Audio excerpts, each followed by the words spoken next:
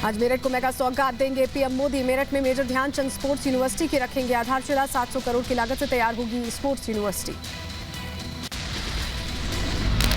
Major Dhyanchand university में निशानेबाजी, तीरंदाजी, synthetic running stadium, swimming pool समेत वेट लिफ्टिंग की सुविधाएं होंगी। यूनिवर्सिटी में 540 महिला और 540 पुरुष खिलाड़ियों समेत 1 से ज्यादा खिलाड़ियों को प्रशिक्षण देने की क्षमता होगी। मेजर ध्यानचंद खेल विश्वविद्यालय शिलान्यास समारोह में सीएम योगी और राज्यपाल आनंदीबेन पटेल भी मौजूद रहेंगे। उप मुख्यमंत्री केशव प्रसाद मौर्य समेत मुजफ्फरनगर और मेरठ के सांसद और विधायक भी मौजूद रहेंगे। प्रधानमंत्री मोदी के दौरे के मद्देनजर सुरक्षा के कड़े इंतजाम किए गए हैं। Special protection group, national security guard और एंटी टेररिस्ट स्क्वाड समेत हजारों पुलिसकर्मी सुरक्षा में तैनात किए गए। यूपी विधानसभा चुनाव लड़ेंगे सीएम योगी आदित्यनाथ। मीडिया के सवाल के जवाब में दी चुनाव लड़ने की जानकारी, कहा पार्टी तय करेगी सीट। यूपी चुनावों से पहले विकास की बयार। रामपुर में सीएम योगी ने 95 करोड़ की 25 परियोजनाओं का लोकार्पण और शिलान्यास किया। यूपी चुनावों के लिए समाजवादी पार्टी का बड़ा ऐलान। सरकार बनने पर 300 यूनिट घरेलू बिजली फ्री, किसानों को सिंचाई के लिए मुफ्त बिजली का वादा। सीएम योगी ने मुफ्त बिजली वादे दाव को लेकर अखिलेश पर साधा निशाना, कहा जो अपनी सरकार में बिजली नहीं देते थे वो अब मुफ्त बिजली की बात कर रहे हैं।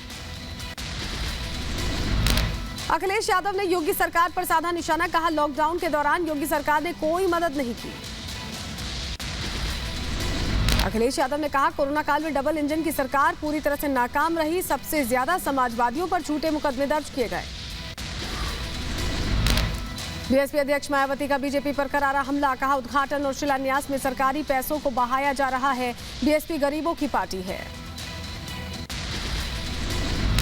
केंद्रीय मंत्री मुख्तार अब्बास नकवी का सपा बसपा पर निशाना, कहा यूपी में बाहुबलियों का बोलबाला खत्म हुआ। संरक्षण देने वालों में भी अब डर। यूपी के सहारनपुर में ओवैसी की जनसभा। ओवैसी का पीएम मोदी पर हमला, कहा मोदी हिंदुत्व को लाना चाहते हैं और हम राष्ट्रवाद को कामयाब करना चाहते हैं। आगे बढ़ेंगे। आज लखनऊ में समाजवादी पार्टी की विजय यात्रा का 10वां चरण। अखिलेश यादव भगवान परशुराम की मूर्ति की पूजा करेंगे। 2 जनसभाओं को भी संबोधित करेंगे। गोरखपुर से सांसद रवि किशन ने यूपी विधानसभा में बीजेपी की बंपर जीत का दावा किया, कहा 350 से ज्यादा सीटें जीतकर दोबारा सरकार बनाएगी बीजेपी। आज लखनऊ में रैली करेंगे दिल्ली के सीएम अरविंद केजरीवाल। मुफ्त बिजली और युवाओं को रोजगार देने की कर सकते हैं घोषणा। दिल्ली के इंदरपुरी में पुलिस टीम पर हमला, 50 से 60 लोगों ने पथराव किया। हमले में 4 पुलिसकर्मी घायल हो गए। आत्मरक्षा में पुलिस की फायरिंग में 2 लोगों को गोली लग गई। वैष्णो देवी हादसे पर एलजी मनोज सिन्हा ने दिए जांच के आदेश। 3 सदस्यीय जांच कमेटी गठित। प्रिंसिपल सेक्रेटरी की अध्यक्षता में 2 हफ्तों में आएगी जांच रिपोर्ट। वैष्णो देवी भवन परिसर में हादसे के बाद आज होगी श्राइन बोर्ड की बैठक। हादसे में गई थी 12 श्रद्धालुओं की जान। वैष्णो देवी हादसे में 2 शख्स यूपी के सहारनपुर के रहने वाले। हादसे की खबर के बाद लोगों में शोक की लहर। मृतकों के परिजन शव लेने जम्मू हुए रवाना। हरियाणा के भिवानी में माइनिंग साइट पर पहाड़ खिसकने से हादसा, 4 लोगों की मौत, कई लोगों के दबे होने की आशंका। करीब 6 गाड़ियां मलबे में दबी हुई हैं।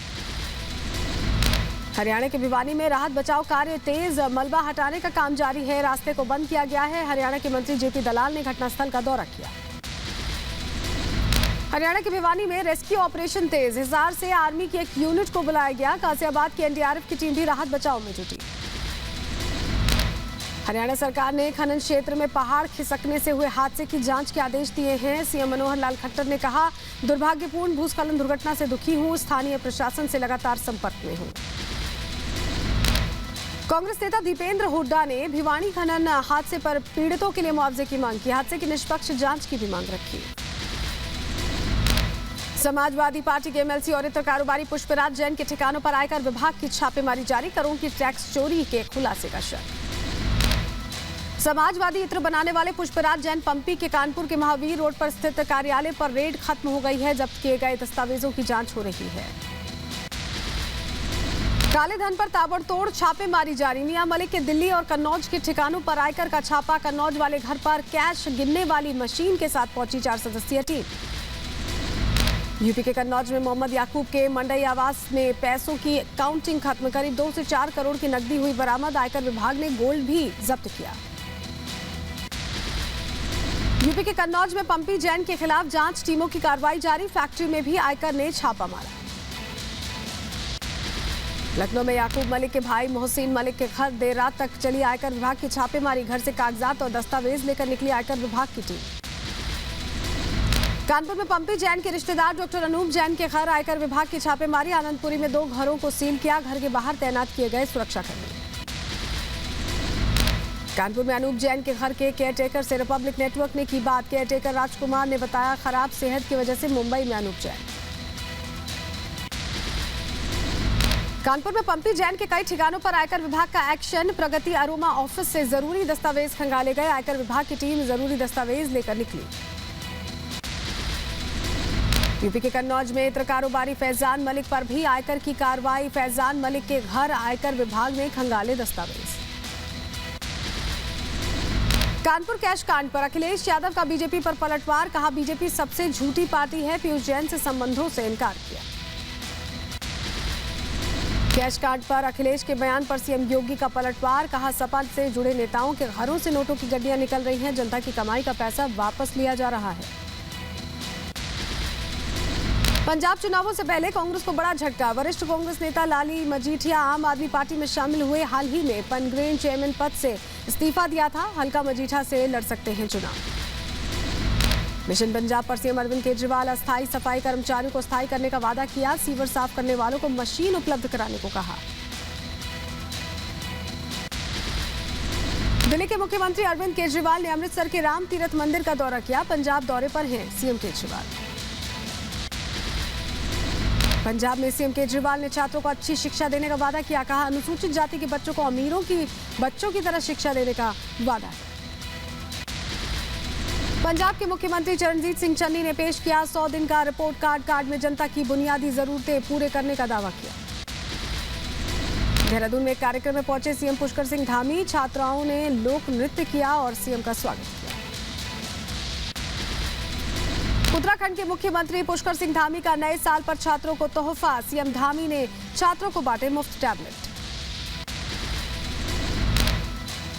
चुनाव से पहले देहरादून में सीएम धामी का ऐलान। सभी छात्रों के खाते में भेजे जाएंगे 12,000 रुपए। छात्र खुद खरीदेंगे अपना टैबलेट। किसानों को पीएम मोदी की सौगात। 10 करोड़ किसानों के बैंक खातों में 20,000 करोड़ रुपए ट्रांसफर किए गए। पीएम मोदी ने कहा जीएसटी कलेक्शन में पुराने रिकॉर्ड टूट गए हैं। 2021 में भारत में सिर्फ यूपीआई से करीब 70 लाख करोड़ रुपए का लेन देन। पीएम मोदी बोले कोरोना भारत की रफ्तार को नहीं रोक सकता। अपनी नीतियों से साबित किया सामर्थ्य। 2022 में और तेज होगी विकास की गति। ओमाइक्रॉन वायरस के मरीजों की संख्या बढ़कर 1431 हुई है। शहरों में ओमाइक्रॉन के केसेस में रिकॉर्ड बढ़ोतरी देखी गई। राजस्थान में ओमाइक्रॉन की डरावनी रफ्तार। पिछले 24 घंटों में 52 नए केसेस सामने आए हैं। नए वेरिएंट के मरीजों की संख्या 121 हो गई है। उत्तराखंड में ओमाइक्रॉन ने धीरे धीरे पैर पसारना शुरू कर दिया है। 24 घंटे में 4 नए केस सामने आए हैं। राज्य में एक्टिव केसेस की संख्या 8 हो गई। तो राजस्थान में कोरोना के नए वेरिएंट ओमाइक्रॉन के बढ़ते मामलों को देखते हुए गहलोत सरकार अलर्ट पर है। 3 जनवरी से सख्ती की तैयारी। स्कूलों धार्मिक स्थलों पर कल जारी हो सकती है नई गाइडलाइंस। देश में लगातार बढ़ रहे हैं कोरोना के मरीज। पिछले 24 घंटे में 22,775 मामले सामने आए। 406 लोगों की मौत हुई है। एक्टिव केसेस की संख्या 1 लाख के पार पहुंची। नए साल पर कोरोना की तीसरी लहर ने दी दस्तक। मुंबई दिल्ली में कोरोना की रफ्तार हुई बेकाबू। बंगाल में कोरोना मरीजों में बढ़ोतरी हुई है। नए साल पर माया नगरी मुंबई में कोरोना की तेज चाल से हड़कंप मच गया। पिछले 24 घंटे में 6,347 नए केसेस सामने आए हैं। एक मरीज की मौत से हड़कंप। दिल्ली में तेजी से फिर बढ़ता है जा रहा है कोरोना संक्रमण। पिछले 24 घंटे में 2716 नए केसेस सामने आए। संक्रमण दर 3.64% हुई। 21 मई के बाद एक दिन में सबसे ज्यादा केसेस। कोरोना को लेकर केंद्र सरकार अलर्ट पर है। केंद्रीय स्वास्थ्य सचिव और आईसीएमआर डीजी का सभी राज्यों के केंद्र शासित प्रदेशों के मुख्य सचिवों को चिट्ठी टेस्टिंग बढ़ाने के निर्देश दिए। पश्चिम बंगाल में लग सकता है आंशिक लॉकडाउन। घरेलू उड़ानों के साथ साथ बार, रेस्टोरेंट, स्कूल भी किए जा सकते हैं बंद। महाराष्ट्र में मंत्री और विधायकों पर कोरोना का अटैक। 10 मंत्री समेत 20 से ज्यादा विधायक कोरोना संक्रमित पाए गए। डिप्टी सीएम अजीत पवार ने दी जानकारी। दिल्ली के स्वास्थ्य मंत्री का बयान, बिना ट्रैवल हिस्ट्री वाले लोग भी ओमाइक्रॉन से संक्रमित, कोरोना गाइडलाइंस की पालन की अपील की। पश्चिम बंगाल के मंत्री अरूप विश्वास हुए कोरोना संक्रमित, कोलकाता के वुडलैंड्स अस्पताल में किया गया भर्ती। जम्मू कश्मीर में आतंकियों पर सेना का करारा प्रहार, कुपवाड़ा में सुरक्षा बलों ने एक आतंकी को मार गिराया, इलाके में सेना का सर्च ऑपरेशन तेज। जम्मू कश्मीर के किश्तवाड़ में आतंकी ठिकाने का भांडाफोड़, भारी मात्रा में हथियार और गोला बारूद बरामद किए गए, पुलिस ने 17 आरआर और सीआरपीएफ की संयुक्त छापेमारी की कार्रवाई। पुलवामा हमले में शामिल जैश ए मोहम्मद का कमांडर समीर डार ढेर, आईजीपी कश्मीर विजय कुमार ने दी जानकारी, लेथपोरा हमले में शामिल था डार। देश में अगले महीने तक S-400 के पहले रेजिमेंट की तैनाती, पंजाब के एयरबेस पर तैनात किया जा रहा है। S-400 मिसाइल प्रणाली की तैनाती की प्रक्रिया जारी है। देश भर में क्रिप्टो करेंसी एक्सचेंज पर DDGI का शिकंजा, मुंबई CGST और DDGI ने कार्रवाई के दौरान लगभग 70 करोड़ रुपए की टैक्स चोरी का पता लगाया, सूत्रों के हवाले से खबर। महाराष्ट्र के मुख्यमंत्री उद्धव ठाकरे ने की घोषणा, मुंबई में 500 स्क्वायर फीट तक की प्रॉपर्टी टैक्स को माफ करने का ऐलान किया, पिछले चुनाव में शिवसेना ने की थी घोषणा।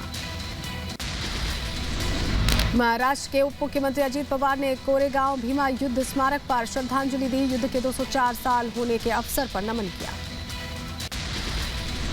नालंदा पहुंचे बिहार के सीएम नीतीश कुमार, पुण्यतिथि पर मां को दी श्रद्धांजलि, गांव में देवी मंदिर जाकर पूजा अर्चना की। बिहार में कानून व्यवस्था को लेकर सीएम नीतीश पर तेजस्वी यादव का हमला, राज्य में कानून व्यवस्था को लेकर उठाए सवाल।